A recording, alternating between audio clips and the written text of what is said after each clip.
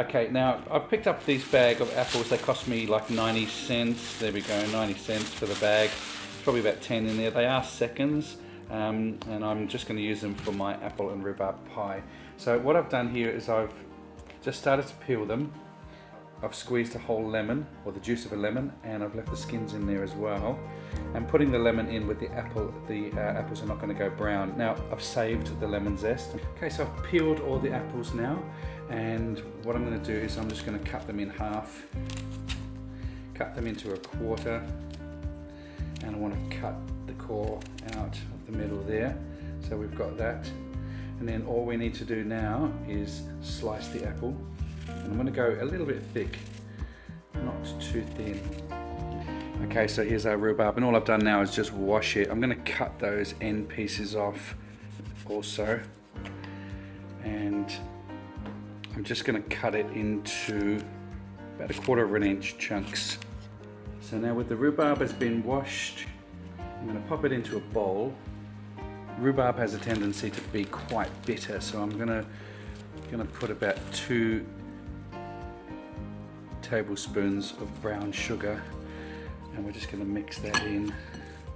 Just set that aside and leave it so the sugar dissolves.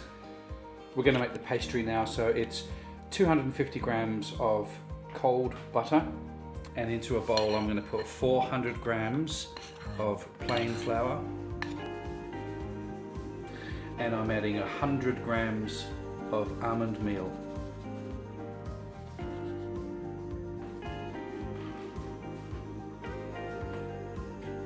Then we're going to toss in our 250 grams of unsalted butter. What we want to do now is we want to rub this in until we get a fine breadcrumb consistency.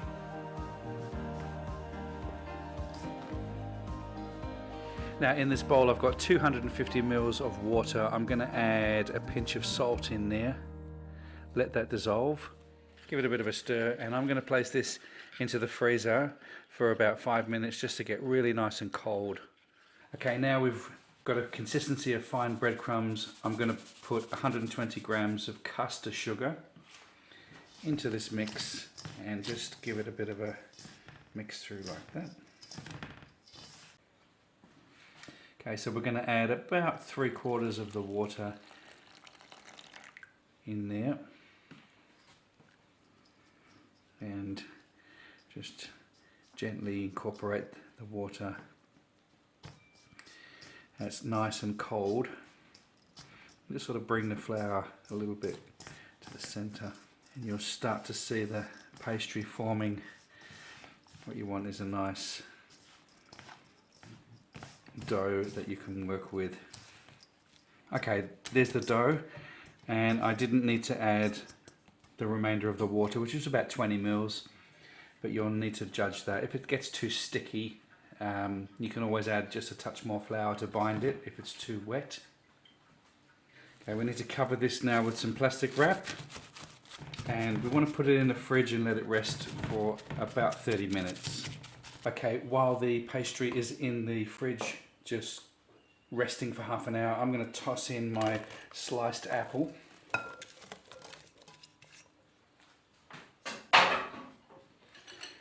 And I'm going to mix in the rhubarb. Now, we did add that brown sugar to the mix, and it's sort of absorbed into the rhubarb, so we're just going to toss that in as well.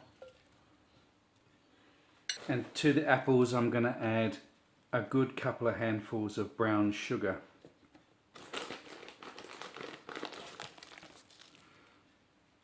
And I'm going to let that dissolve a little bit into our apple. So I'm just going to put this aside, and we're going to get on with our pastry. Now, before we roll our pastry out, what I've got here is a 12-inch glass pie dish. You can use any pie dish you like. And what I've done is I've lined it with some butter all around the edges. Just make sure that you get all the edges in. And we're going to start to roll our pastry out and pop it into that dish. Okay, so the pastry's been resting for a little bit. I'm going to roll it out on this chopping board because it's big enough. I'm just going to dust a little bit of plain flour. I'm just going to cut it in half. I'm going to use this half for the base, which will be more than enough. Put your pie dish on, and then it's just a question of making sure that you've got enough pastry to overlap that whole entire dish. You might need to play around with it a little bit. I'm going to dot the bottom of the pastry with a fork.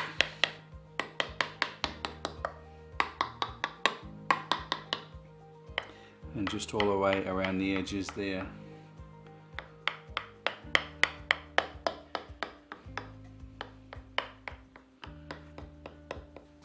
I'm going to pop this into an oven 180 degrees for about 15 to 20 minutes. Just keep an eye on it. You might need to take it out and just sort of press it down a little bit, or what you can do is fill this area here with some rice or beans. Lay some greaseproof paper down first, put your rice in there, and that will help press it down. But we're going to try it this way. I think it will get a nice golden color on there, which is what I'm after. So I'm going to put this in now for 15 minutes. We'll see how we go. And I'm going to toss in the lemon zest that we had left over from the lemon.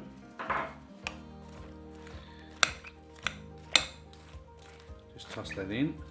Now I'm going to add about a tablespoon of bird's custard powder into the mix, and generally I would use corn flour for this because it adds as a thickening agent, but I think the bird's custard powder or custard powder works just as well, and it gives the pie a nice creamy sort of finish to it.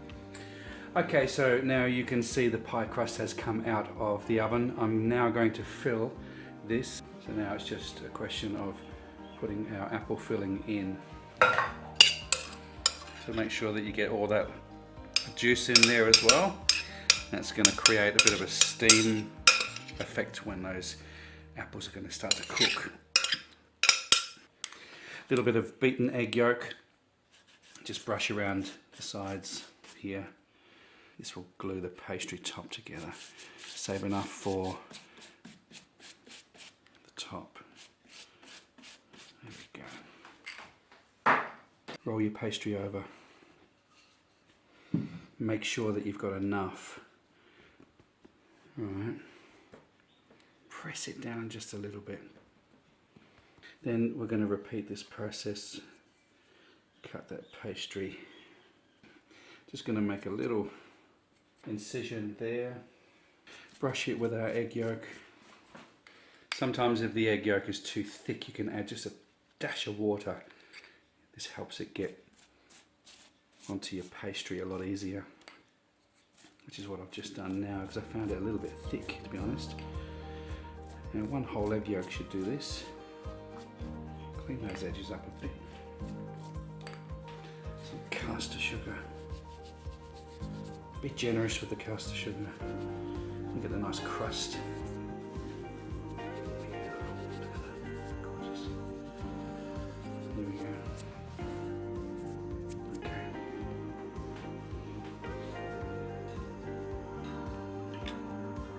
So there you have it. That's my apple and rhubarb pie. Very simple, absolutely delicious, and it goes perfect with ice cream. Don't forget to give this recipe a try. If you haven't subscribed to my channel, please do so, and thanks again for watching.